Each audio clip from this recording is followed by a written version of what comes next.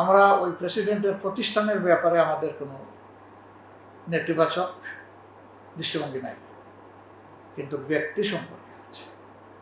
ব্যক্তি আর প্রতিষ্ঠানকে আলাদাভাবে দেখতে হবে।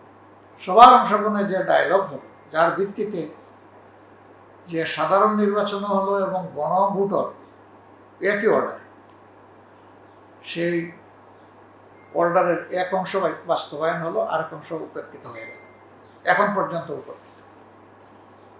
আনফর্চুনেটলি মেয়াদের একদম শেষ প্রান্তে এসে অধিবেশন ডাকা হলো, আমাদের কথা বলার জায়গাটাই ছোট হয়ে গেল। তাছাড়া প্রথম দিন কিছু জাতি চায় না এমন কিছু ঘটনা ঘটে গেল। যে প্রেসিডেন্ট দীর্ঘদিন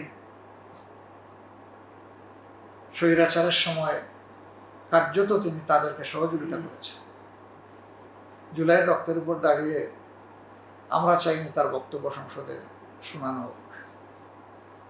তিনি তো বক্তব্যের পাঠক, লেখক না, এটাই বাস্তবতা। এবং এটা নতুন না, এটা অতীতে ওইভাবে চলে এসেছে।